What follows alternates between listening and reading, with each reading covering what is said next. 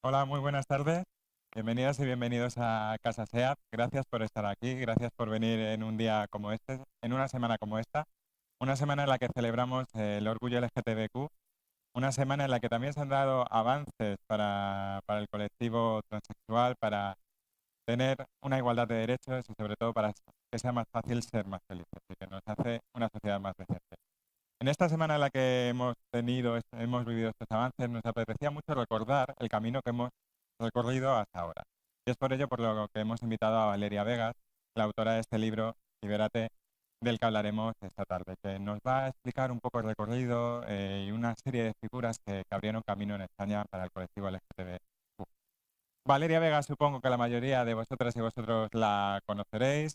Es columnista, es colaboradora en diversos medios de comunicación, ha sido directora de cine del documental de Manolita Chen, la primera mujer transexual que adoptó en España, y además le ha dado tiempo a publicar 4 libros. El último Libérate, que ya creo que va por su tercera edición.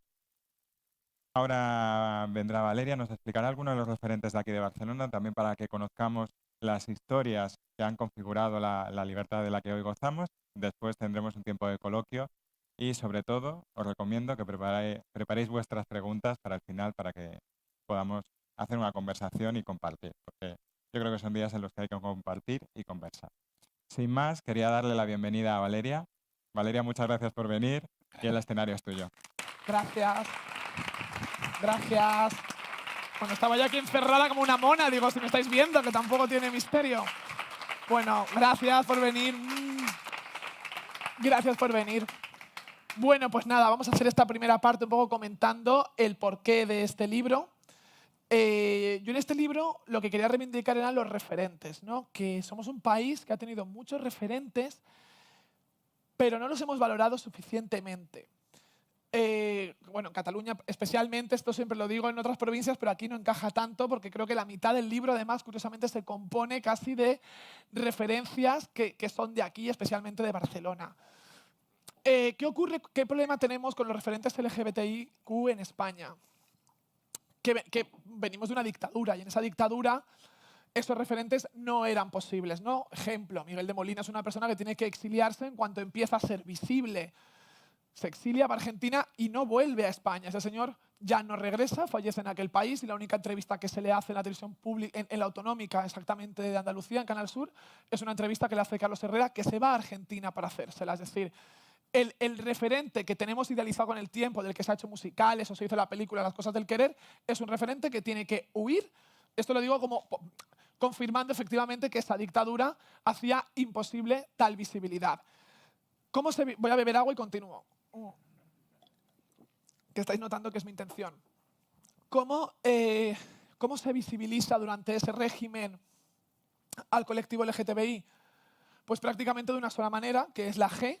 Solo se visibilizaba a los gays y era para reírse de ellos. Era a través de películas en las que se permitía el personaje homosexual siempre que estuviese destinado para la burla. Esto es así, es decir, tiras de una película como no desearás al vecino del quinto. Y al final el mensaje era vamos a reírnos del mariquita, que luego además la historia es que no era tal mariquita, sino que se hacía pasar por mariquita para poder tener trabajo. Da igual el tema, ni estoy haciendo un spoiler porque no vais a verla. Pero con esto quiero decir de que el régimen y la censura permitían ese tipo de personajes siempre que aleccionaran al espectador, ¿no? Y el mensaje era, mira, esto es para burlarse. Entonces sí, las lesbianas estaban invisibilizadas. O sea, no busquéis una lesbiana pre-75 porque no existían, a no ser que tú quieras ver que esa mujer porque lleve pantalones, no existía, no se visibilizaba. Y solo hay un caso, que también se recoge en el libro, de una película donde sí hay un personaje transexual, aun estando durante el régimen franquista, que es una película llamada Días de viejo color, de Pedro Lea, y va, bueno, pues de unos españoles que se bajan a toda la zona de Málaga, Marbella, a pasar sus vacaciones, y hay uno de los protagonistas que se encuentra con una rubia espectacular y tiene como un noviazgo con ella en esos días, y al final lo que está diciendo es que, bueno, es el típico entramado donde los amigos se juntan al final de la película, cuentan sus movidas, y oye, y aquella chica, Katy, y él viene a decir, ay, pues Katy no vas a saber lo que era un hombre antes, ¿no? Y cuenta Y está contado de esta manera, es decir, el régimen permite, la censura permite este personaje porque este personaje viene de Francia. Entonces, otra vez, el mensaje es, fijaos los franceses qué cosas nos traen, vamos, que menudas libertinajes tienen ahí y demás. Es decir, una vez más, el personaje transexual se utilizaba para lanzar un mensaje de algo negativo. Ya está, no hay ningún personaje transexual más pre-año 75. Digo pre-75 porque es en noviembre de 75 cuando medio acaba la dictadura porque fallece el dictador, aunque luego haya una etapa de tardofranquismo. Cuando llega esa etapa de tardofranquismo empiezan a florecer los referentes. Por un lado, que ya estaban en esos estertores con las salas de fiesta, los transformistas, y por otro lado, el cine, por fin, aun burlando la censura en ocasiones, empieza a visibilizar esas otras siglas. Es decir, la transexualidad empieza a verse en las películas, pero ¿de qué manera empieza a verse la transexualidad? Como se veía la homosexualidad una década antes, una vez más, se ve para la burla y se ve para el morbo. ¿Cómo empieza a visibilizarse las lesbianas? Para el morbo, son mujeres guionizadas y creadas por un director hombre, guionista hombre y productor hombre, que crea su imagen de lo que él considera que es una lesbiana, que tienen que liarse al final de la película y tienen que ser guapísimas, estupendas, y si puede ser con un hombre en medio de la escena para que el espectador masculino se sienta identificado. ¿No? Es así de triste, pero es así. La mujer lesbiana no tiene una visibilidad certera y ni siquiera se analizan sus problemáticas, sus emociones y demás. Es un objeto sexual. Pero bueno, ya hemos dado un punto, es decir, ya hemos dado un paso en que ya se está visibilizando algo, de según qué manera, pues se está visibilizando algo. Entrando en esos transformistas, yo siempre digo, el libro recoge muchísimos de ellos, y ahora puntualizaré algunos, especialmente de aquí. Siempre digo que el activismo se hacía desde los escenarios. Y no lo he vivido, no estuve en aquellos finales de los años 70, pero por lógica sí que puedes tirar de archivo y ver lo que hablaban los políticos a finales de los 70, incluso los políticos de izquierdas, no hablaban de ningún tema LGTB. En el Congreso no se trataban los temas LGTB. No éramos ciudadanos ni ciudadanas que se nos pudiera dar derechos. Es que no se hablaba. O sea, si todavía no estaba la ley del divorcio, ¿cómo se iba a hablar de cualquier problemática que englobase a un colectivo minoritario? Entonces, como los políticos no cuestionaban la realidad LGTB, lo hacían los transformistas. Es decir, ese activismo era en el escenario. ¿Por qué? Porque a esos escenarios de público acudían matrimonios cis-hetero, de manera que estabas haciendo que tu mensaje, el chiste de turno, la réplica que le das a la señora, lo que le contestas al señor, lo que dice la letra de según qué canción, eso estaba llegando a un matrimonio que quizás su intención era vamos a ver espectáculo de mariquitas, ¿no? A ver qué graciosos son. Pero estaban allanando un terreno, ¿no? Estaban reivindicando nos pasa esto y nos pasa aquello y no sé cuántos, con humor o con menos humor o con más gracia o menos gracia, pero ya era una referencia, ¿no? Ya la gente podía decir aquí en Barcelona, sé qué bueno es el Ángel Pawlowski, que no sé qué. Entonces el Ángel Pawlowski era una referencia de calidad. Uy, Madame Arthur lleva toda la vida. Entonces el Madame Arthur llevaba toda la vida. Ay, la Dolly Van Doll, que... Todo esto eran personas que no solo eran referentes para las personas LGTBI, sino que lo entendían como referentes LGTBI las personas cis-hetero también. Empezaban a conocerse esos nombres que si tirabas para atrás, a finales de los años 60 no se les nombraba y no existían. Obviamente existían biológicamente, pero no existían a nivel referente. El cine tiene una evolución en los 80 en detrimento de estos espectáculos de los transformistas. El cine comienza a tener calidad en los años 80, toda la calidad que no tenía en esos años 70, salvo excepciones, que las hay muy... Yo defiendo mucho una película grabada aquí en Cataluña, que era Cambio de sexo de Vicente Aranda, porque creo que para ser del año 76 toca muchos puntos que ocurren en el caso de la transexualidad femenina y también la masculina, ¿no? Que te echen de casa, que no te hace tener un trabajo, que tengas un problema con tu primera pareja sentimental, es decir, cumple unos requisitos que están muy bien calcados para ser en una época en la que lo más fácil era caer en la burla. Pero salvo esas excepciones, no es hasta los 80 cuando el cine empieza a ser un aliado y un referente para el colectivo LGTBI. Qué seca estoy. Entonces, ¿por qué digo esto? El ejemplo está en películas como La muerte de Mikel. No sé si habéis podido ver La muerte de Mikel, si no es muy recomendable cuando salgáis de aquí. verla. Pues La muerte de Miquel al final habla de un homosexual que se niega a aceptar que es homosexual, se niega tanto que está casado con una mujer y un día tiene un desliz con un hombre y se da cuenta. En fin, pues una historia que está bien hecha, bien tratada, bien protagonizada por Imanol Arias, dirigida por Imanol Uribe. Y esa historia al final no está hecha para un público LGTBI. La muerte de Miquel estuvo meses en cartel y fue premiada. Es decir, nos estaba allanando un camino para que el resto de la sociedad fuese consciente de nuestras problemáticas, porque obviamente en esa película se denuncia el entorno, además de la izquierda abertzale, es decir, que hasta la izquierda podía estar en contra de una persona homosexual y no la querían en sus filas. Esto se puede trasladar al documental Vestida de Azul. Vestida de Azul es un documental de 6 mujeres transexuales que con la cámara encendida empiezan a contar sus problemas y sus historias. ¿De qué sirve esto? Pues que si es un documental como ocurrió estrenado en salas comerciales, os aseguro que el público que iba no era solo público LGTB, iban una vez más esos mismos matrimonios que podían acudir a pasar la noche a la sala de fiestas. Entonces, todo eso empiezan a ser referentes positivos y el cine pasa de ser un enemigo a ser un aliado, gracias obviamente a que tenemos nuevos realizadores, es decir, Manuel Uribe, Pedro Almodóvar con La ley del deseo, ¿no? La ley del deseo es una película que en ese momento no somos conscientes, pero la Academia de Cine no la nomina a ningún Goya. O sea, una película hoy en día que todo el mundo se va a enamorar y dices, ¿cómo puede ser que ni siquiera nominases a Carmen Maura, a Eusebio Poncela, a Antonio Banderas, o ya no te digo ni siquiera en el apartado actoral, sino técnico, ni siquiera, nada, ningún Goya. Es decir, allá había un veto, efectivamente, porque en el año 87 una película donde se mostrara abiertamente el sexo de una pareja homosexual no era aceptado. Cosa que Vigas Luna, Vicente Aranda y otros muchos sí nos podían enseñar el sexo, una relación de sexo heterosexual, pero homosexualmente estaba condenada a ese ostracismo. Incluso Televisión Española no quiso aportar subvención a aquella película, ¿no? Por mucho que fuera Pedro Almodóvar. Entonces, nos hace plantearnos que hemos avanzado también gracias a ese cine que iba abriendo camino y que hoy reivindicamos. Cuando pasan esos años 80, esta evolución que está siendo positiva, yo considero que los 90 empiezan a ser negativos. Y en el libro se nota mucho porque es verdad que la mayor parte de los referentes lo forman personas, canciones y películas de los 70 y los 80. Y en los 90 hay un momento de regresión y la explicación, es decir, esta lista de aliados se frena de golpe cuando llegan los 90 porque es sinónimo de que llegan las cadenas privadas.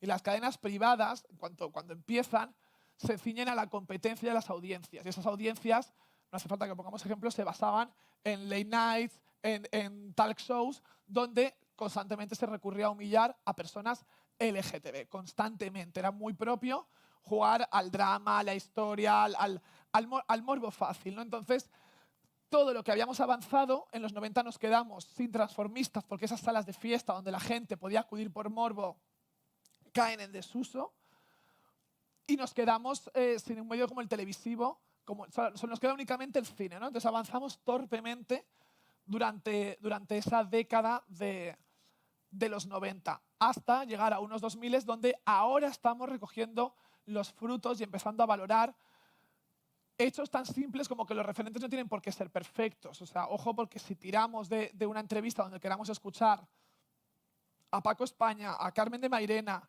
o a Violeta la Burra, no van a decir ninguna teoría de género de la que hoy bebemos y barajamos, porque no pueden. O sea, es que no existían. O sea, por mucho que tú pertenezcas a un colectivo, no tienes por qué conocer el vademecum perfecto de ese colectivo. No, no es así. Entonces, bastante tenían con existir y bastante tenían con visibilizarse. Entonces, esa valentía es lo que hoy en día hemos heredado para otras muchísimas cosas, como es tener una sigla como la IQ+, pues viene de ahí, viene de que muchas personas hayan visibilizado su situación.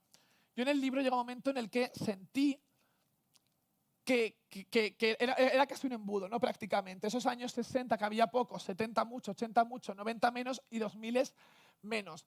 Primero porque ya en los 2000 no era tan difícil allanar el camino, ya lo habían hecho todas estas personas. Pero también porque es un momento en el que se están asentando muchas nuevas realidades. Una de ellas, es decir, yo le diría prácticamente que lo último en cuanto a referencia que hay en el libro es en torno al año 2004, que es cuando surge Falete. Yo no soy especialmente fan de Falete, de tener sus discos ni nada, pero creo que es un personaje que ahora, si lo miramos con el paso del tiempo, fue un revulsivo absolutamente, ¿no? Y perfectamente podría encajar hoy en lo que consideramos no binario, en lo que podemos considerar queer.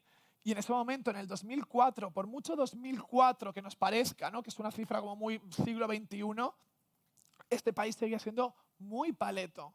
Y todas las entrevistas que tú ves ahora de Falete en ese momento y durante años, eres hombre, pero eres mujer, pero ¿qué te gusta? Es decir, seguíamos haciendo un tipo de entrevistas, señoras y señores, propio del 78. Es decir, la entrevista que se le hacía a Falete era muy parecida a la entrevista que se le podía hacer a Pawlowski en el 78. No importaba el artista, importaba lo que había en torno a su identidad sexual. Entonces creo que Falete es un buen punto para darnos cuenta de que incluso en ese momento había alguien transgrediendo a través de entrevistas en distintos medios sin dejar a un lado su talento. Igual que diría que, además de Falete, la última referencia a la que se llega y que yo creo que hay no camino es una película llamada Cachorro, porque es una película también en torno a aquellos años, entre 2004 2005, donde lo que se habla es del mundo bear, ¿no? De los osos, dentro de, que es toda una cultura dentro de la cultura gay. Y es importante reivindicar esto porque, y todavía hoy, heredamos una imagen muy romántica de que el homosexual tiene que ser de según qué manera, ¿no? Igual que pasaba en los 70, con las lesbianas tenían que ser de según qué manera, ¿no? Estábamos en esa normatividad. Y creo que el Cachorro es un ejemplo de decir, se puede hacer una película y mostrar otras realidades que no sean siempre los dos efebos estupendos o los chicos jóvenes atormentados, no, que sean dos hombres de casi 50 años que tienen un cuerpo cero normativo y muy alejado de lo que hemos estado viendo hasta ahora, ¿no? Entonces creo que también es un hito. Pero a partir de ahí hemos dejado de tener esos referentes. Hoy en día hay muchos nuevos referentes porque hay muchos nuevos medios, ¿no? A través de redes sociales llegan nuevos referentes con otros discursos heredados de aquellos discursos de entonces. Yo creo que es imposible entender a Samantha Hudson si no sabes quién es Violeta la Burra, ¿no? Es decir, o me parecería muy raro que no te guste Violeta Burra y sí te guste Samantha Hudson. El problema es que la gente no es consciente de que Violeta la Burra podía ser una Samantha Hudson en los 70 o en los 80, ¿no? Con su discurso, su hilaridad, su desvergüenza. Y en ese sentido, pues quizás con el tiempo, dentro de 20 años, haga un Libérate 2 y se llene, ¿no? Con esta gente que ha ampliado estos últimos 20 años. Pero lo cierto es que hasta ahora hemos tenido muchos referentes, pero poco reivindicados. Y quería hacer especialmente, lo decía a José, digo, quiero hacer especial mención por lo bien que se ha mantenido aquí cierta cultura del mariconeo, que digo yo, porque había salas, y si había salas es porque había público, y si había público es porque había artistas, ¿no? O sea, que es muy de elogiar que estuviesen aquí, pues es como ya hemos dicho, Pawlowski, Christine Bernat, Dolly Van Doll, un montón de gente que con talento estaban visibilizando algo que hoy tenemos mucho más asumido, pero que hace 30 o 40 años ni siquiera se les apellía poner nombre correctamente, ¿no? Esas épocas hemos pasado de que travestí abarcase a la mujer transexual y al transformista que imitaba a Rocío Jurado, ¿no? Hemos tenido una evolución de términos que es bastante favorable y bastante positiva. Y dicho esto, bueno, pues esto es lo que recoge Libérate, un montón de referentes y esa evolución que decidí hacerlo a modo de diccionario porque, a ver, esto que voy a decir suena un poco como abuela cebolleta y yo soy un poco abuela cebolleta. Pero tengo esta idea triste de que pienso que las personas de 20 años, alguien de 20 años que no se ofenda porque no es nada tampoco malo, pero tengo la idea de que no leen, de que ya es un público que pasa de comprarse un libro, porque obviamente es una generación que está más acostumbrada a un consumo mucho más rápido desde que todo el mundo tenemos el teléfono en la mano. Y yo creía que si alguien debía tener este libro, no solo las personas más mayores, gracias que hayan valorado a estos referentes o les interese, ¿no?, conocer estas películas, sino que creo que algo importante es que la gente joven conociese lo que nos ha precedido, porque el problema es que en este país la gente joven no conoce lo que nos ha precedido. Y yo pensaba, si tú esto lo hago, hubo un anterior libro que se llamaba Vestidas de Azul, que era como muy tosco, digo yo, ¿no? Como muy de decir, no me pega nada haber hecho ese libro porque era un ensayo y era muy... Y digo, como lo haga de esta manera, esa gente joven no se va a interesar por conocer un poco esos referentes y ese pasado. Si lo hago a modo de diccionario, es un tipo de lectura en la que tú, si quieres, te vas y dices, a ver, me voy a ir a la C de Carmen de Mairena. Ah, pues mira, debajo está Carla Antonelli, me voy a leer Carla Antonelli. Uy, pues ahora me voy a ir a la P para ver la película. A ver, perdona bonita, pero Lucas me quería a mí. Y es una manera en la que puedes saltear y creo que era más fácil que ese público, que es el que verdaderamente necesita conocer nuestra historia, pudiese llegar a ello. A lo mejor no lo he conseguido, no creo que lo haya conseguido tampoco, pero por lo menos era un poco una manera de ponerlo en bandeja y hacerlo más apetecible. De ahí que sea el formato diccionario. Y nada, dicho esto, pues ya doy paso a José. Gracias, Y Valeria. vamos a mantener una conversación que Vamos estoy a segura hablar que un será muy poquito. interesante. Oye, qué gusto escucharte. No sé si a vosotros os pasa porque yo no soy capaz de retener un dato. Tengo 10 preguntas y las tengo que traer anotadas por Bueno, inseguridad. Y pero tú te lo puedes permitir, queda muy bien un tarjetón. claro, porque esto te da un señorío, Sí. pero, pero qué gusto escucharte y recordar historias. Es fascinante. El libro a mí me gustó mucho. Fue un libro que se lee.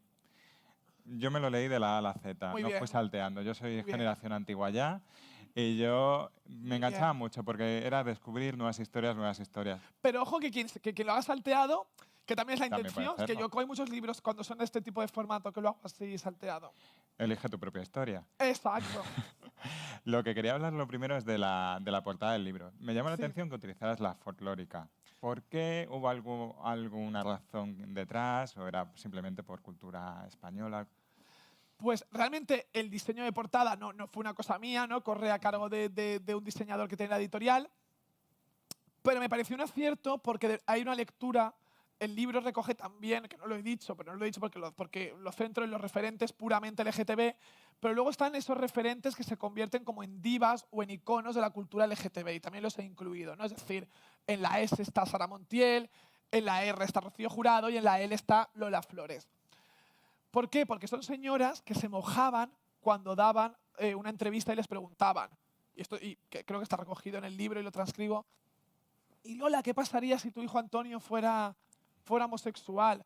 Ella, pues no pasaría nada. Y la respuesta que daba era, siempre eran muy condescendientes las pobrecitas, o, o que de repente decías, calla que la vas a cagar en cualquier momento, porque creo que ella viene a decir algo así, pues como si fuera drogadicto, lo querría igual. Ojo, y esto es muy fuerte. Claro, sí, creo, no sé si llega a poner Sí. eso, sí.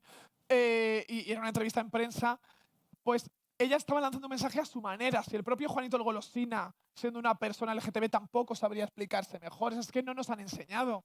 Si es que el problema es que la cultura LGTB, visiblemente, de manera visible en este país, tiene 5 décadas. Entonces, no podemos pretender que quien ni siquiera pertenezca a ella tuviera que saberlo. Entonces, las folclóricas, a través de esto, o lo que decía Rocío Jurado, ¿no? De mis niñas de pelo corto, perdona, no son niñas, son hombres, no les llames niñas de pelo corto porque asocies homosexualidad a feminidad, ¿no? Es decir, es algo que si las pobres yo creo que murieron a tiempo para no ser quemadas hoy en día con lo La políticamente hoguera, ¿no? correcto o no, porque las pobres hoy les hubieran dado una caña, en plan, dijiste esto, joder, pobre mujer. Entonces, gracias a que están muertas, las hemos mitificado a tiempo, afortunadamente. Hay que saber morirse a tiempo, Hay ¿no? que saber morirse a tiempo, es muy importante.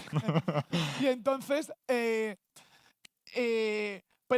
pero lo importante de esto es que ellas lo que estaban diciendo es, yo estoy contigo. Porque otras no lo decían y podían no decirlo, ¿no? Entonces, hay una unión velada que no se dice entre el público LGTB y a lo mejor especialmente más el público gay y el público trans con las folclóricas, ¿no? Además de que la copla de toda la vida es un género de canciones repletas con unas letras de pasiones desbordadas, te espero en la vuelta de la esquina, un amor que no puedo contar, El clavel. el clavel, rojo clavel, es decir, pero constantemente son historias de amores prohibidos, lo cual el colectivo LGTB se sentía muy identificado. ¿El piponazo de Lola Flores es real o no?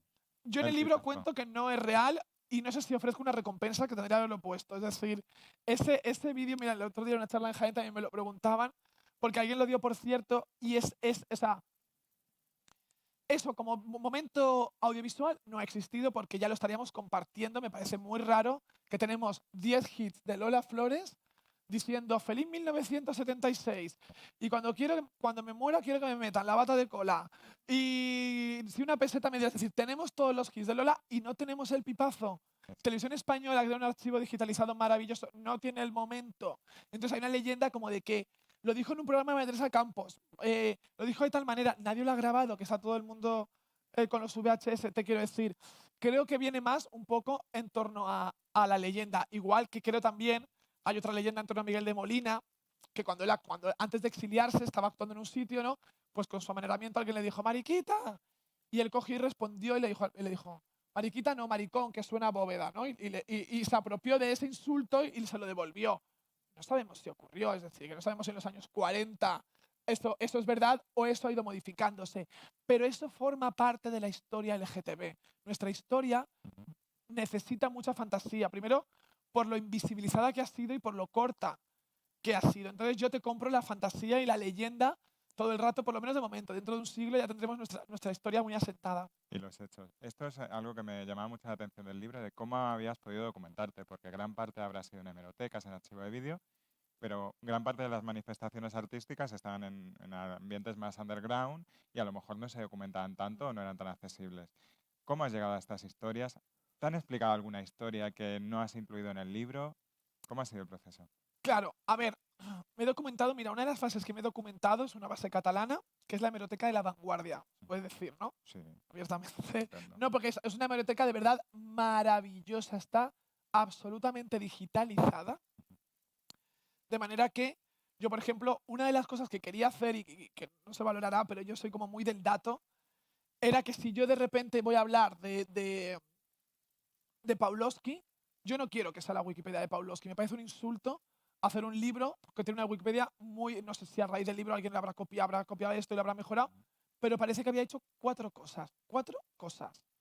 Si tú pones Pawlowski, tienes la paciencia de ir año por año buscando, de repente te das cuenta y sacas 8 títulos de espectáculo que no estaban recogidos digitalmente en ningún sitio, ¿no? Y lo mismo con los shows de Barcelona de noche. Yo empecé a sacar, entonces tú tirabas de la programación, de la hoja de ocio de La Vanguardia, y te ibas al 86 y sacabas 3 títulos de espectáculo, en el 87 otros 2, en el 89 otro título.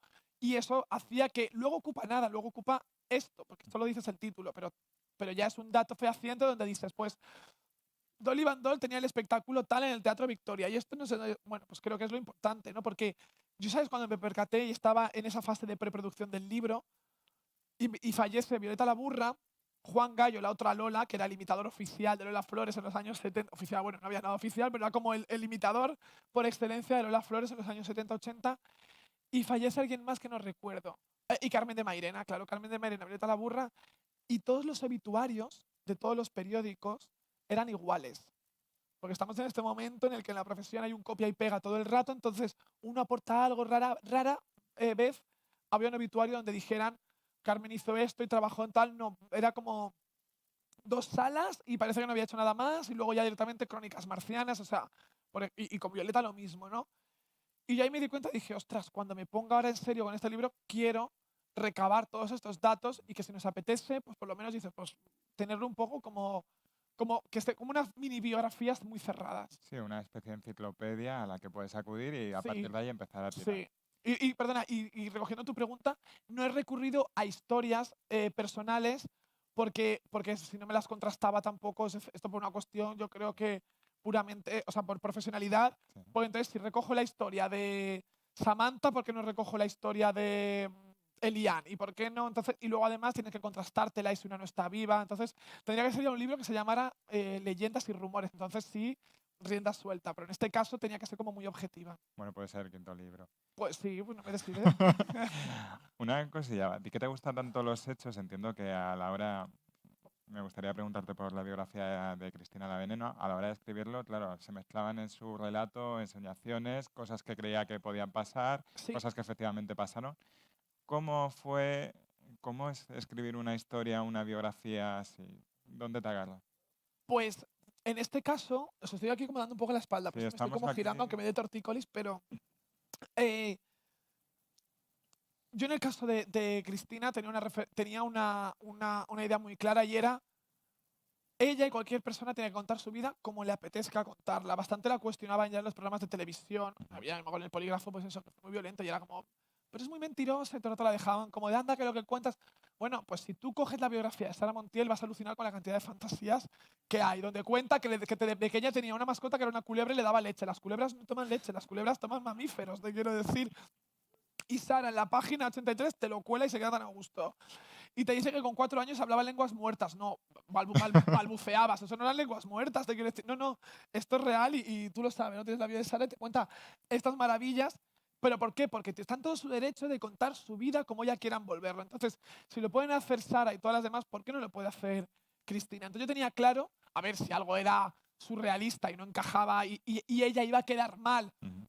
porque se descubría que era una mentira de hilada, pues entonces no. Pero si ella le apetecía decir que eran ganaba tanto, bueno, pues ganaba tanto, ¿sabes? No. Entonces yo cedía a favor de la fantasía del personaje. Y eso luego en la serie lo respetaron muchísimo y creo que fue un acierto Ujú. porque a la hora de que ellos trasladan el libro, juegan a mantener esa fantasía para que tú pienses, ¿será verdad o no será verdad? Pero eso es una nueva narrativa, ¿no? Jugar a que el espectador elija su propia aventura. Entonces, pues por ejemplo, ese momento en el que ella recuerdo que dice algo así, ¿no? En la serie, como, y en el Parque del Oeste éramos, eh, dice, creo que era otra la que dice, éramos no sé cuántas. Y ella, no, éramos 4.000 y cambia la escena y de repente se ven a 4.000 duplicadas, ¿no? Entonces te quedas a ver, ¿que éramos 100 o éramos 4.000? Bueno, pero lo guay es que lo han incluido dentro de la narrativa del guión y de la historia. Y indirectamente te están diciendo de que ya podía ser exagerada. Claro, a mí lo que me resulta muy curioso es en cómo, a través de los medios de comunicación, un personaje que ha sido denostado durante mucho tiempo ha llegado a convertirse en un referente de la lucha transexual. ¿Qué es lo que ha permitido que Cristina la Veneno en este año, entiendo que es la serie, pero ¿de qué forma se ha construido la historia, el relato, o qué es lo que ha hecho que ahora sea un referente en la lucha?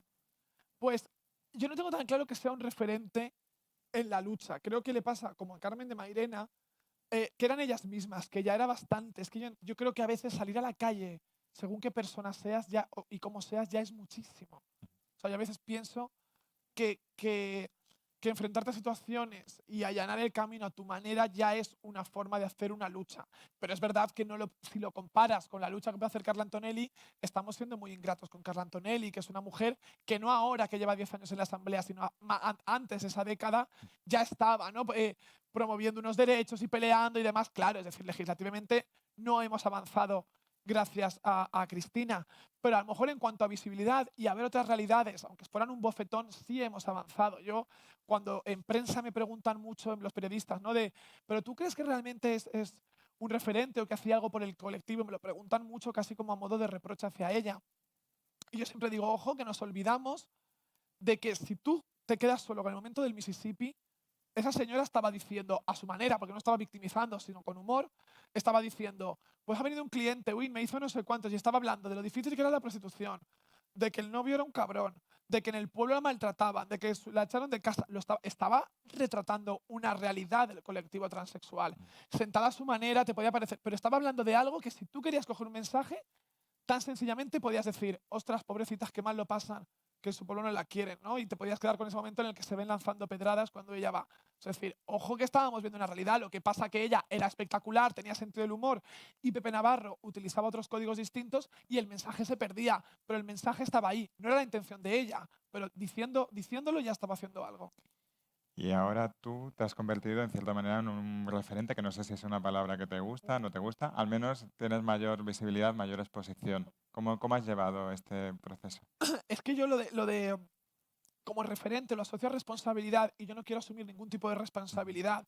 Porque a lo mejor viene alguien aquí y dice, "Uf, no es tan guapa como yo pensaba". Bueno, pues no es culpa mía, lo siento. Yo hoy me he puesto tacón, pero podría haber venido en chancla, ¿sabes? O sea, no, te Sí. lo digo de verdad. Te quiero decir, es que no quiero que nadie se Opérate cree una los ojos, ¿no? expectativa. ¿El qué? Le dirías, opérate los ojos. Ópérate los ojos. Entonces, eh, pero sí que es verdad que o sea, no es nada desagradable ser un referente, que obviamente es una parte muy agradable y te ocurre, y con gente joven todavía además es muy agradable, ¿no? En el sentido de que, bueno, pues de que notas de que hay gente joven que puede valorar lo que haces.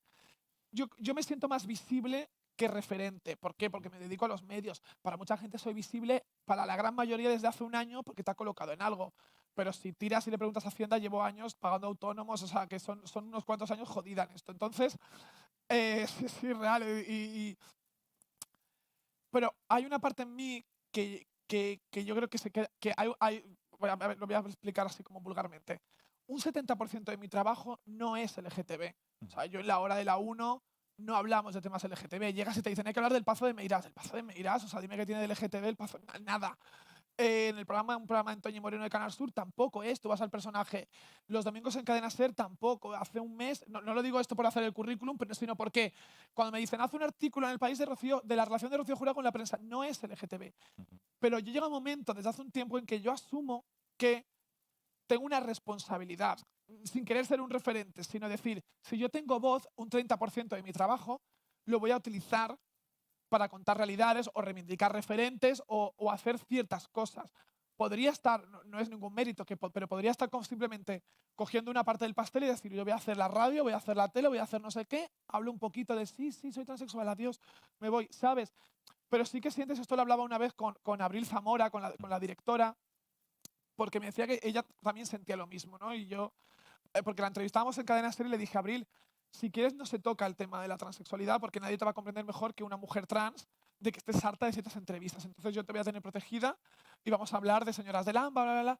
Y me dijo lo mismo que yo sentía. Me dijo, no, yo siento una responsabilidad de tener que contar esto porque creo que, no que puede ayudar, ¿no? Sino que puede simplemente naturalizar las situaciones de los estereotipos que se han creado. Entonces, dentro de ese pastel yo un 30% de mi tiempo, de mi trabajo, sí lo destino en torno a nuestra realidad.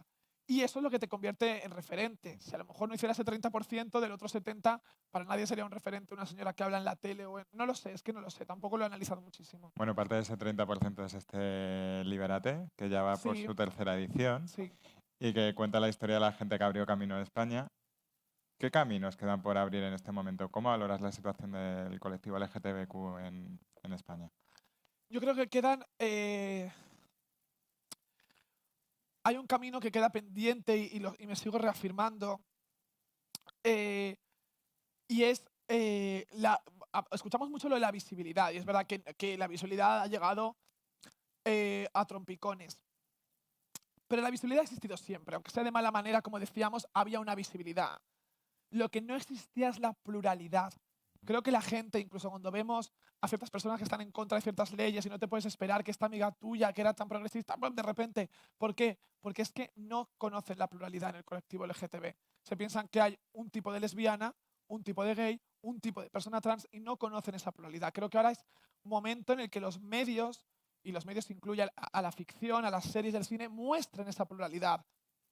Y luego el segundo punto es que dentro de esa pluralidad yo espero que se deje de ver la transexualidad únicamente como algo de belleza y como algo estéticamente bonito, porque entonces estamos avanzando muy poco a poco. Yo necesito también que la gente sepa que una mujer trans, digo una mujer trans porque es donde hay mayor visibilidad, que una mujer trans puede ser gorda, puede ser bajita, puede no ser socialmente o lo que consideramos agraciada, ¿no? Creo que es importante también que empecemos a darnos cuenta de que somos tan jodidamente normales como el resto de la población, porque el problema es que los medios, la ficción y eso se traslada a la sociedad, solo quieren un estereotipo que resulte agradable a la vista. Y eso para nosotros es una condena. Claro, esta diversidad sí que ayuda mucho en las redes sociales, pero el alcance que pueden tener estos nuevos referentes es más complicado de que lleguen a ello. ¿Un referente se construye solo vía medios masivos, revistas, televisión, etcétera, o puede hacerlo desde redes sociales? No, yo creo que antiguamente sí, y ese medio clásico que puede ser el prensa, televisión y demás, sigue existiendo, sigue siendo un medio poderoso, pero es verdad que ahora, por ejemplo, a través de las redes se crean referentes que pueden ser muy potentes porque ya incluso está esta cosa de es que no sé ni cómo Aplicación. llamarlo, fíjate, soy tan vieja. Aplicación. Es que no, esto es una aplicación, lo de que te puedes poner preguntas, preguntarme algo. Ah, Entonces la gente hace que le pregunte, la gente tiene ganas de ser Isabel Presley y que le pregunten cosas y entonces, pero sí, porque eso es gente que tiene ganas de que le pregunten. O sea, yo llevo año y medio sin que no me preguntes nada. O sea, es que veréis, o sea, que me siga, no, es que no lo pongo, ya no, que no me preguntes nada, que estoy harta de... pues ahora te vamos a abrir el turno de preguntas, ¿eh? No, pero claro, pero para eso venimos, no pasa nada, pero esto es un encuentro abierto. Pero ¿qué te quiero decir? Que ahora quien quiere generarse su propio contenido puede ponerse sus preguntas, puede hacer un directo de 1 hora, contar todo. Entonces, claro, de ahí pueden surgir nuevos referentes. Yo soy muy pro Samantha Hudson, soy muy pro me sale Samantha porque es la que tengo ahora más cercana y más y la veo más, pero que sí, que creo que obviamente las redes sociales son también un aliado y una vía para que puedan surgir, más que referentes, discursos. Claro, cuando estabas contando antes lo de los shows de travestismo en los 80, Mm, yo pensaba, ahora están como muy acotados al colectivo LGTBI sí, y antes estaban abiertos a matrimonios cis hetero.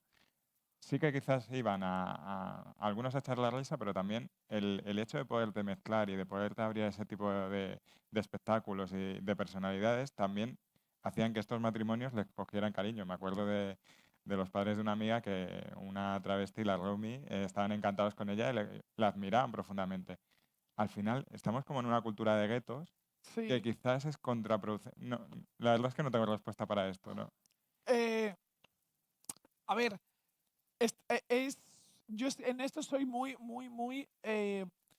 a ver, hay una cultura de guetos. Si somos un gueto, bueno, si lo quieres llamar gueto, no somos lo que ahora el resto del mundo llama su zona de confort. Tiene gracia que el mundo cisentero ahora tiene zona de confort y lo nuestro es gueto. Toca tocar el coño, ¿sabes? O sea, decir ahora. Y lo peor de todo es que nos dicen ahora, hay que salir de la zona de confort. Que yo, perdona, lo que me ha costado a mí construirme la zona de confort, sal tú de tu zona de confort, que es el 80% del mundo. O sea, a mí me has dejado esto para estar segura, ¿no? Y ahora te dicen, sal de la zona de confort. Perdona, la gente LGTB saldrá de la zona de confort cuando dos chicos puedan besarse en cualquier bar donde pongan tortilla de patata, pero es que no ocurre. Y cuando dos mujeres puedan besarse sin que las miren o monten un pollo. Entonces, como no ocurre, de ahí surgen los locales de ambiente, los barrios rosas, claro, surgen del espacio que tenemos de seguridad. De seguridad. Esto es como cuando escucho eh, el lobby gay y tal, ¿existe un lobby gay? Bueno, claro que existe un lobby gay, pero es que desde Jesucristo llevamos con un lobby cisetero de la hostia. Y no lo cuestionamos y ahora dentro de nuestro propio colectivo nos estamos cuestionando.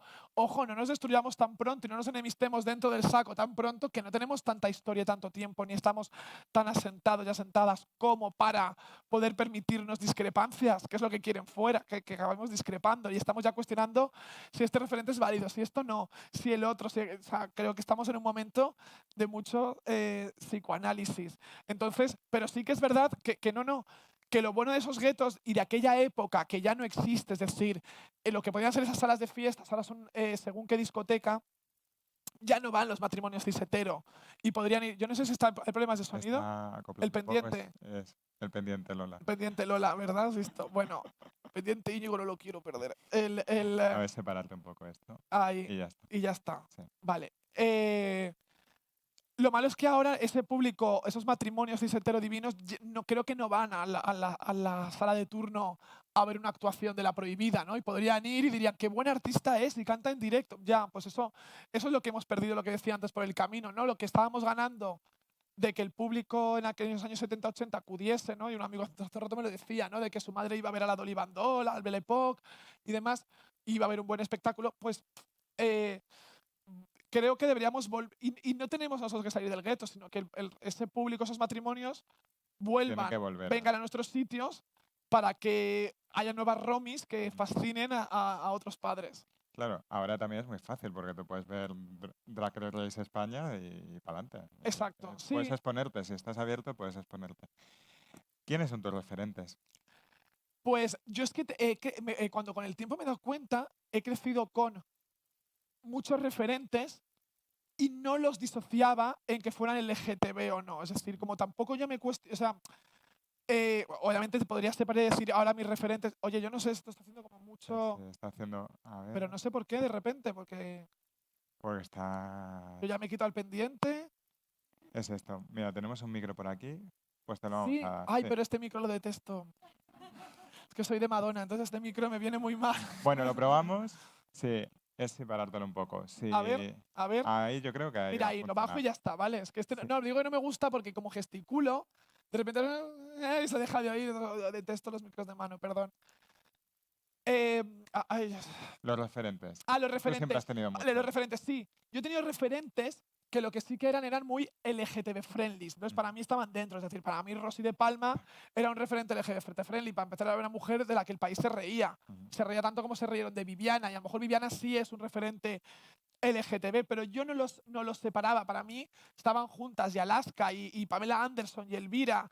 Y en medio estaba la Veneno. Entonces, he tenido referentes siempre que han sido como personas eh, eh, lo que se diría muy rarunas, ¿no? Y muy Personas fuertes. de fuerte personalidad, estas sí, sobre todo. O sea, estas que te he dicho, Y te añadiría luego con el tiempo, cuando eres más consciente, pues me fascinan personas como Coccinelle también, pero no he tenido referentes.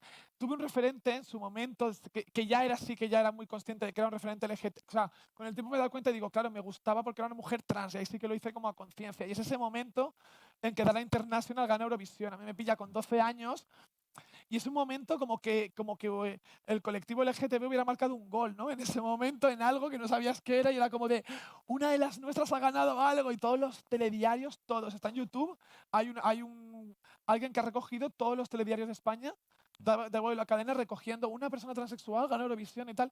Y sí recuerdo ese momento, aunque yo tenía 12 años y ya tenía claro, ¿no? Una cuestión identitaria de sentir que da igual, la canción me daba igual, ya era el hecho como de decir, esto es un referente y esta mujer es importante. Y yo puedo ganar y yo puedo... Y yo puedo ganar y se puede ser visible y se puede ser mona y tiras de muchas cosas, sí. Ahora os llega el momento a vosotros, a vosotras. Sí. Ocurre Sí. una cosa... Ah, muy bien, mira. Yo Muy ya bien, muy empiezo. bien. Pero ocurre una cosa, lo digo por experiencia. eh, a veces la gente no pregunta porque piensa que lo que va a preguntar es una tontería y nada de lo que se va a preguntar es una tontería. Primero porque seguramente lo que tú crees es una tontería, el de al lado también está deseando preguntarlo. Entonces, si nos animamos a preguntar lo que nos apetece, que puede ser en torno a algo actual, me da igual que sea en torno a la serie, en torno al libro o cualquier idea, se acaba generando un ambiente muy chulo de verdad, de un coloquio donde al final no somos más que una aula de clase. O sea, que os animo a que no os cortéis, habrá gente que no se corte, pero de verdad que genera un muy buen rollo. Bueno, Valeria, soy Jordi. Nada, quería comentarte que antes habías dicho referentes que son muy importantes, ¿no? Como por ejemplo gente joven, ¿no? Como Rocío Jurado, Lola Flores Sí, y Sara Montiel. Pero, ¿qué pasa con Maciel? O sea, Maciel, por bueno. ejemplo, hace poco en Sálvame Deluxe hizo unos comentarios de la ley trans. En ese momento que tú, por ejemplo, antes de que, cuando publicaste ese libro, que la mencionas en tu libro, Sí. después de esas declaraciones, ¿cómo te sientes tú como escritora de ello? Pues, claro, te hubiera dicho que yo lo hubiera excluido del libro, hubiera sido como, es mi libro, pues ahora te saco del libro, pero el libro ya estaba en imprenta.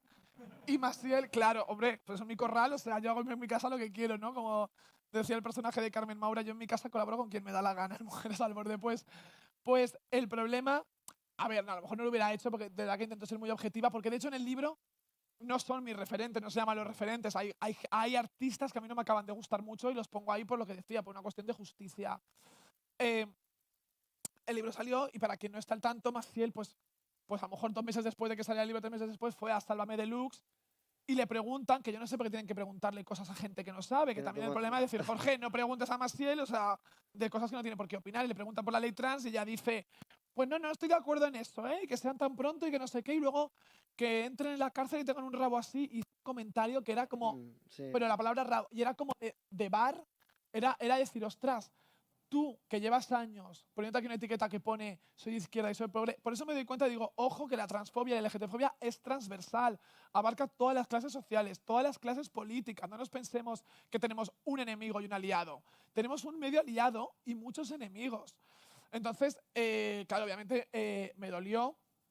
Entiendo que más tienes esa persona que solo concibe a los mariquitas, porque se ha rodeado de ellos, la han peinado, la han maquillado y se cree que los dos amigos mariquitas son todos los mariquitas y no sé hasta dónde llegará su empatía real, porque entonces de repente no harías un comentario de ese tipo. Pero es verdad que Maciel tiene la suerte de que le han hecho ciertas canciones que no voy a dejar de ponerlas en el libro, tipo el Noa Noa, que por cierto, gracias, que para la entrada, mientras ibais entrando, habían hecho esta selección donde sonaban todos estos himnos que están luego recogidos en el libro de el Libérate, el Sobreviviré, a quien le importa. Entonces, Maciel tiene algunos de estos temas que bien merece, pues eso, destacarse. Pero obviamente a mí como persona se me ha caído mucho, se me ha caído bastante. Bueno, y una última pregunta, si me permitís. Aparte, también cuando presentaste el libro, ya en principio cuando lo lanzaste, te preguntaron por Isabel Pantoja, ¿no? Que por qué no estaba. ¿Eh? Que por qué no estaba. Que porque no estaba y lo explicaste. Vale, yo el año pasado fui al concierto de Wizzing Center, antes del estado de alarma, y ya pues empezó a pues, decir que los gays, que gracias a las transvestis que nos han dado un nombre Sí. y tal, ¿por qué ahora Isabel Pantoja hace esto? ¿Y por qué no lo ha hecho antes? ¿O por qué no se le ha dado como ha hecho Rocío Jurado, por ejemplo, Lola Flores? Sí, porque ahora es más fácil hacerlo. Ahora es hasta moderno. O sea, ahora somos de plataforma, de contenido. Entonces, claro, por eso yo decía que en el 2004 más o menos dejó de poner referencias, porque es que ya no tenían ya en los últimos 10 años no tenían ningún mérito. Oye, que muy bien, que lo contrario sería no hacerlo. Pero ya decirlo ya es como ya no decirlo, ¿sabes? O sea, ya me suena, creo que ha tenido oportunidad a lo largo de 30 y algo años de poder mojarse y hubo un momento en el que ella, que es muy respetable, pues tendría un apuro de decir, ay, si digo que estoy a favor de mariquitas van a decir que soy lesbiana o porque se rumorea esto, porque era este rumor y no pasa nada. Y entonces yo creo que ella esquivaba todo lo que tuviera que ver con orientaciones e identidades sexuales. Entonces, claro, y luego tampoco tiene un tema que sea abiertamente, ninguna canción que juegue a esto, pues tipo Amor Callado, ¿no? Que tenía Rocío Jurado con la otra, una canción entre dos mujeres. No ha tenido este tipo. Entonces, claro, para mí Isabel Pantoja estaba fuera. Como artista me parece fascinante y me parece, o sea, la vida que Corín Tellado le hubiera encantado escribir para una novelita. Pero es que claro, no veo manera de colocarla. Totalmente de acuerdo. Pues Y muchas mira que gracias. la I estaba floja, que no tenía yo mucho contenido en la I. Estaba tentada, digo, la I, qué difícil es la I. Dije, Estabas no, ahí. Muchas gracias. Nati. Hola Valeria, encantado, soy Isaac. ¿Qué tal, Isaac? Muy bien, te quería hacer una pregunta. ¿Qué nos dirías a las personas? Bueno, yo expongo mi contexto, supongo que hay gente que se siente como yo, pero ¿qué nos dirías a las personas que formamos parte del colectivo, que sentimos que como que no hemos tenido una adolescencia al 100% porque no hemos podido vivir, disfrutar de nuestras relaciones amorosas o lo que sea en la calle, en discotecas, cualquier cosa? ¿Qué nos dirías? Pues que recuperemos ese tiempo, que no lo sintamos como tiempo perdido, porque entonces te pones, claro, en un bajón tremendo, y que lo recuperemos, porque yo también he perdido ese tiempo. Es decir, yo siempre reflexiono a mí cuando me dicen, ay, pero ¿cuánto sabes y cuánto no sé qué? Digo, no, que no sé tanto, lo que ocurre es que no me invitaban a ningún cumpleaños durante mi etapa escolar, entonces estaba yo cogiendo libros, leyendo revistas y viendo películas, y eso es lo que me ha culturizado, que no me invitaban, ¿no? Por así decirlo. Entonces, obviamente, sí es verdad, ¿no? Como decía Javier Ambrós hace unos días muy acertadamente, en versión española, esos años de nuestra vida nos lo han robado y además hemos tenido que hacer otras vidas que no eran las nuestras, ¿no? Y armarizarnos y vivirlo. Pero te diría, uno, que no te hagan nunca sentir que tienes que salir de tu zona de confort. No, mi zona de confort me la hago yo. Te lo digo porque es que hemos pasado de lo que decía antes, de denominar zona de confort a que te digan hay que salir de la zona de confort, que yo no salgo de mi zona de confort, que bastante me ha costado crearla. Entonces, vive en lugares que crea tu propio mundo y recupera ese tiempo. Es decir, es que es muy fácil decirlo, ¿eh? Yo sigo teniendo encima de mí muchas cosas que quizás dejo de hacer y dejo de ir por tal sitio. Mira, esto te digo algo, y no me llevo nada por reproducción, ya está hecho. Hace poco he realizado un podcast para Spotify, donde lo digo porque me estoy dando cuenta del feedback que es brutal y la gente dice que le ayuda. Hay gente que te escribe y te dice, me ha ayudado muchísimo. He puesto nombre a algo que no sabía cómo describir. He encontrado una situación que he pasado lo mismo y pensé que era yo sola. Y qué fuerte esto. Bueno, eso es un podcast en Spotify que se llama Orgullo. Y son a través de 18 entrevistas a 18 personas. Y ahí encuentras un poco, a veces, respuesta a todo esto, ¿no? Hay cosas que todavía no se han emitido algunos episodios, pero te digo, por ejemplo, ¿no? Yo me sorprendía y uno de los entrevistados, creo que era Javi Calo o algo, decía precisamente, dice, yo todavía veo un grupito de chavales adolescentes y voy por otra calle. Dice, porque tengo la cosa de que me van a decir algo. Y claro, esto me está pasando a mí todavía a día de hoy, quizás cuando gire la esquina, yo leo el peligro y veo si ese grupito me va a poder decir algo, se van a reír.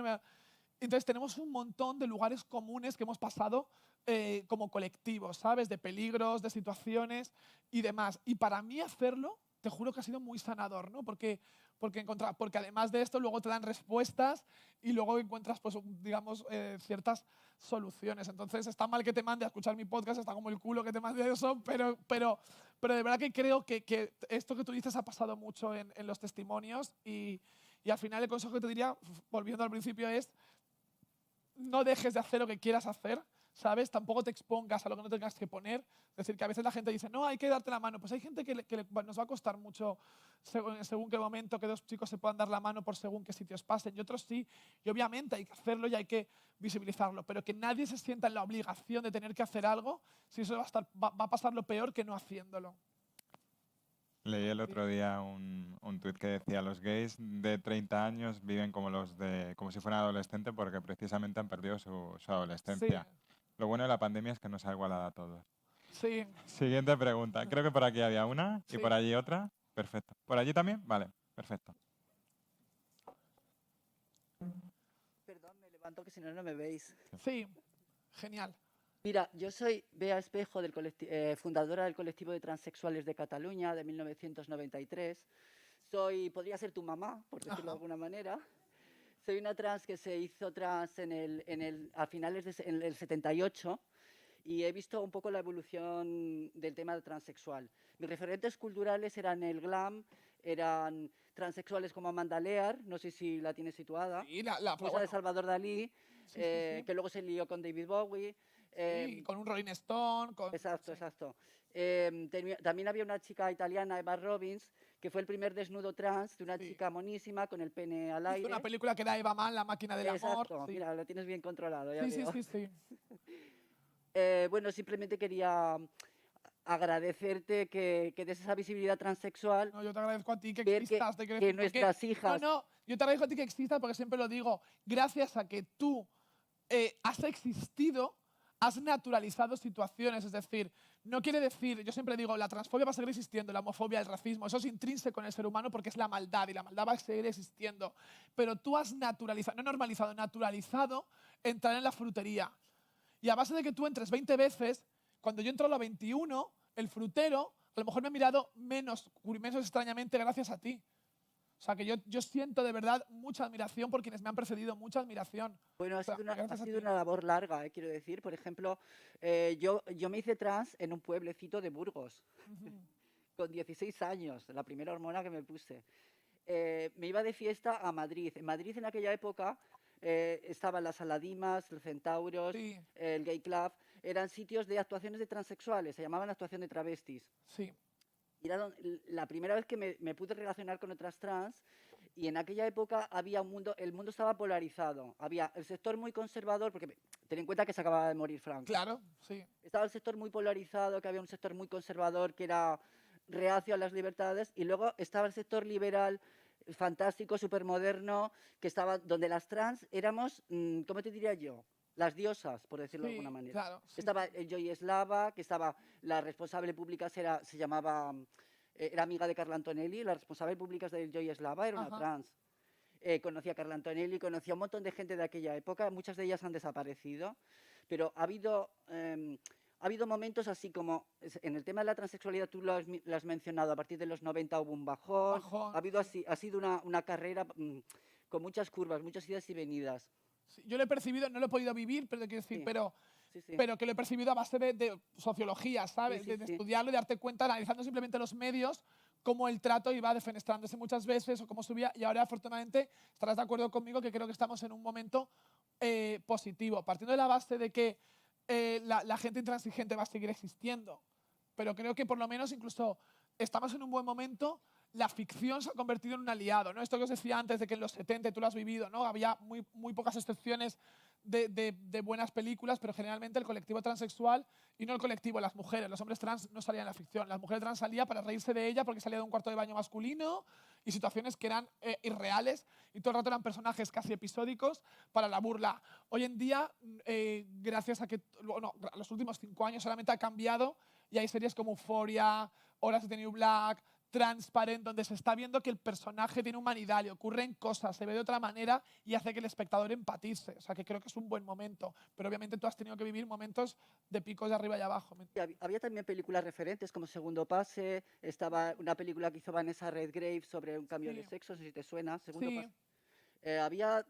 Claro, eran muy minoritarios, veníamos de la nada, por decirlo de alguna manera. sí, Desde los años 50, 60, la primera, Christine Jorgensen, sí, el segundo cambio de sexo, Coccinelli, que fue la segunda ópera de cambio de sexo que trasladó al plano internacional lo que era la transexualidad. Luego vinieron las transexuales de Wendy Warhol, de la sí. Factory. Ha sido un recorrido muy, ¿cómo te diría yo? Desde abajo hasta, en cierto modo, meteórico en lo que respecta a la visibilidad, teniendo en cuenta que Sí, somos una población relativamente pequeña en comparación con la gente sí. no No, no, trans, que no. habría que ver, Muy pequeña, claro. habría que ver hasta qué punto la gente no trans no es trans, porque yo hay muchas, ahora la gracia que me hace es que veo muchas mujeres no trans, que se hacen cosas que son de trans, en Sí, realidad, si te fijas. Y como decía Alaska, que hay una De cosa maravillosa que reafirmación de decía, pero género. si es que ahora las niñas, hasta las niñas llevan nombre de travesti, decía así. Son Si las cuestiones... madres le ponen Vanessa, Samantha y no sé qué, dice, ¿qué está pasando? Y esta frase Sí, acertadísima, son ¿no? operaciones de reafirmación de género, si te fijas. En Sí. muchas mujeres, chicas jovencitas, se hacen operaciones de reafirmación de Sí. género. Mira, en esto quiero apuntar algo también, lo digo porque a lo mejor lo escucharéis. Esto es como cuando yo peleo contra la zona de confort y peleo contra el término lobby gay, que es que ahora se escucha mucho, uy, es que ahora hay un boom, es que hay muchos menores trans, es que ahora todos los niños quieren ser. No, no es que todos los niños y las niñas quieran ser. Es que ahora es más fácil decirlo. O sea, ¿cuánta gente se ha muerto sin transicionar? Muchísima. O sea, ahora lo que ha aumentado es la tasa de visibilidad, no la tasa de existencia. Esas personas existían, pero no lo verbalizaban o tenían una transición tardía de repente con 50 o con 60 años, ¿sabes? Entonces, que ojo que parece que también nos lo ven del enemigo, como decir, ahora es una moda, ahora hay un boom, que no, que no. Que ahora lo que ocurre es que los niños de 8 años pueden mirar por internet y buscan qué es transexual, qué es identidad de género, qué es acoso, qué es bullying, que todo tiene explicación y todo va más rápido, afortunadamente. Bueno, lo que es una moda ya me lo decían a mí también cuando empezaba. Ya, imagino. Me decían, es que como ahora está de moda que los hombres se hagan mujeres, ¿sabes? Me lo decían a mí en mi cara. Ya.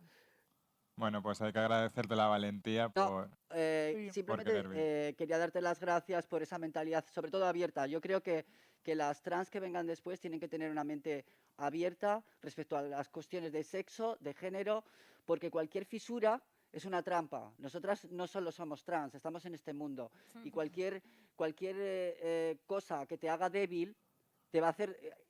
el palo puede ser que no sea por ser trans, a lo mejor te dan el palo por otra cosa, pero si Sí. esa cosa existe, estamos en riesgo, los grupos que estamos en riesgo, los sectores de la población que están en riesgo, la gente discriminada en general que está en riesgo, no se puede permitir que haya fisuras en los debates, en los diálogos, cualquier cosa que suponga un menoscabo en su desarrollo personal y en su propia vida al final, porque se trata de no solo de vivir bien, vivir lo mejor posible y sobre todo no tener que pagar peajes, que no tenemos por qué pagar peajes en ningún sentido de la vida.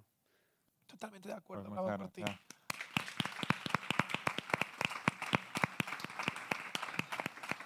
Teníamos por aquí otra pregunta y por allí también, ¿verdad? Perfecto.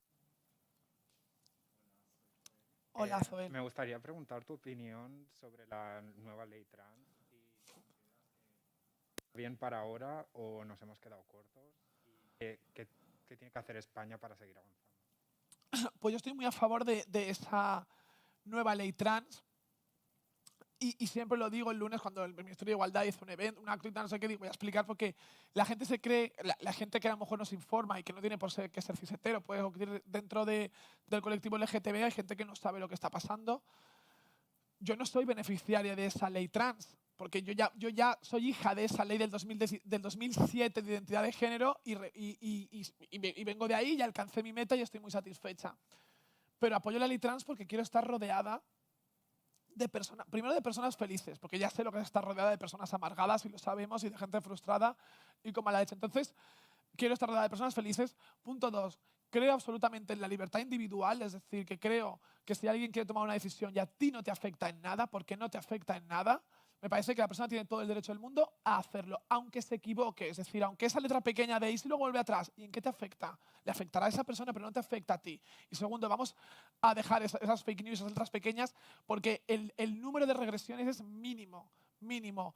Porque una cuestión identitaria se siente desde muy pronto, y yo creo que la compañera estará de acuerdo. Yo desde antes de la adolescencia, yo ya sabía que yo no estaba encajando en la identidad que a mí que me correspondía, ¿no?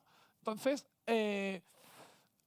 y luego además vamos a dejar también de cuestionar a las personas por tener según qué edad no puedan tener claras sus decisiones. Porque yo conozco gente de 45 años que llevan dando tumbos toda su vida, es decir, no tiene, y de 60 y de 70, es decir, que la edad no es garantía de que alguien vaya a ser más maduro o menos maduro. Estamos hablando de identidad. ¿Qué ocurre? Que es verdad que esta nueva ley trans no ha salido tal y como estaba vista en un primer momento, ¿no? Es decir, no cubre a las personas no binarias, no cubre a las personas transmigrantes, que están en doble exclusión social, no cubre a las personas menores de 14 años, desde 14 para arriba, entonces tiene muchos recovecos, pero también creo que ya es un paso, ¿sabes? Para que por lo menos, es decir, esto es como, voy a poner poética y casi triste, esto es como un arca de Noé en la que hay que ir metiendo especies antes de que venga el enemigo y nos quite esta ley. Entonces, hemos podido meter ahora mismo personas de 14 para arriba, me emociono, te lo juro, bravo,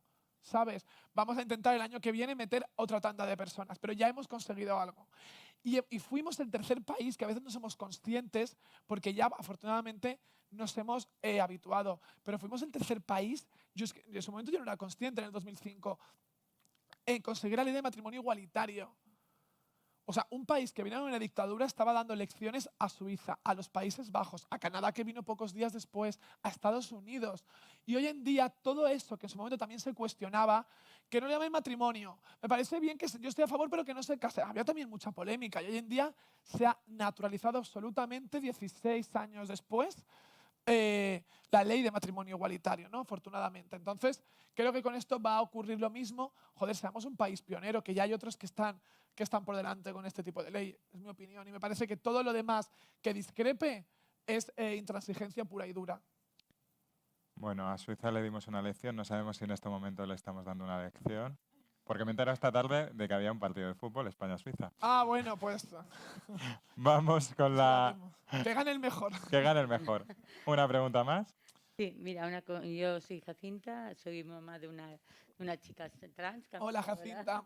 la transición el año pasado y quería comentarte el tema, cómo quedan las familias que siempre salen las malas, las que la rechazan, las que no aceptan el género, pero las que, bueno, el susto te lo llevas, sabes Sí. que hay algo, pero cuando lo aceptas, ¿en qué fase quedamos? ¿Dónde se normaliza o dónde se puede...?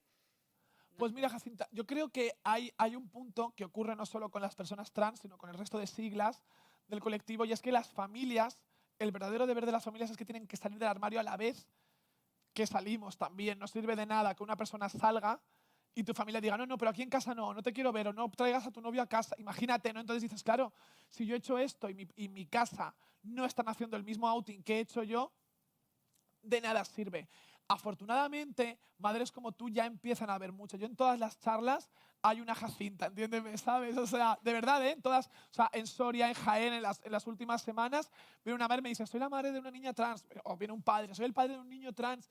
Y pasa. Entonces me estoy dando cuenta que lo bonito es que estáis creando una unidad de padres porque ya hay asociaciones con padres y no hace falta ni siquiera pertenecer a la asociación. Es verdad que no hay todavía herramientas suficientes, pero sí que te digo, por si te sirve y te quedas más tranquila, que a mi madre le hubiera gustado ser tú, poder ser, porque cuando yo lo verbalizo y ocurre, es que tampoco, es decir, yo no podría haber sido una menor trans porque en el año 2001, cuando yo tengo 14, 15 años, no se podía, o sea, no había colegio que aceptase que una persona cambiase su identidad.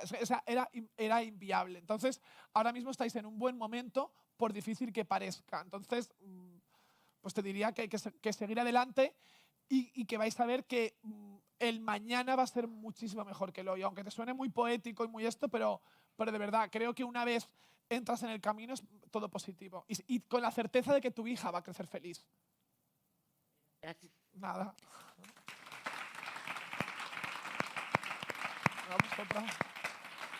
Yo tengo una pregunta. Ah, vale. Yo tengo una pregunta. Venga. ¿Qué es la cultura LGTBQ? Que hemos estado hablando toda la tarde y no sabíamos... Pues la cultura LGTBIQ es aquella... O sea, entendemos la cultura LGTBIQ, te diría, como esa contracultura donde por tocar temas que abarcan orientación sexual o identidad sexual, acaban relegados casi como una contracultura. Esto es como el cine de terror, nunca va a ganar una película de terror el mejor Goya, ni una comedia, es decir, hay un subgénero y nuestra cultura se ha convertido en un subgénero, ¿no? Es decir, y no me parece mal, te quiero decir, porque lo contrario sería no existir. Entonces, yo a veces lo llamo cultura del mariconeo, con todo el sentido cariñoso de la palabra y para quitarle peso a la palabra. ¿Debería seguir existiendo? Creo que ya me has respondido. ¿O sería mejor que la cultura general se asimilara y todos los referentes estuvieran dentro de estas ficciones que nos cuentan los medios mainstream? Yo creo que ya se está fusionando, ¿eh? Creo que ya se está fusionando. Antes te comentaba, ¿no? El hecho de ahora de que Samantha Hudson vaya a entrar en MasterChef ya se está fusionando esa cultura, ¿no? El hecho de que a mí, perdona que me lleven al debate Rocito, ya se está fusionando esa cultura, pese a que yo luego vuelvo a ir y no me dedico a hacer una charla LGTB, pero ya estás haciendo que esta señora que te ve desde su casa esté viendo una persona trans hablando de un tema y pensando, pues mira, las personas trans pueden hablar de cosas, son humanas, fíjate, ¿no? Entonces, todo eso ya se está fusionando. Pero obviamente ¿va a seguir existiendo a modo contracultural? Claro, puede que sí, pero porque también consumimos nuestra propia cultura. Lo interesante y lo importante sería que el público cis hetero también consuma la cultura LGTBI, porque al final el público LGTBI también consumimos productos, es decir, hemos visto Titanic y no necesitamos que sea una historia de 2 hombres ni de 2 mujeres, ni que la protagonista sea una mujer trans, pues podría ocurrir a la inversa, ¿no? Y que se acerquen a descubrir historias muy interesantes. Hay que culturizarse, hay que abrirse al culturizarse mundo. todo el rato. Y hay que leer Libérate, la cultura LGTBQ que abrió camino en España. Muchas gracias, Valeria. Muchas gracias a ustedes. Muchas gracias a todos. Gracias.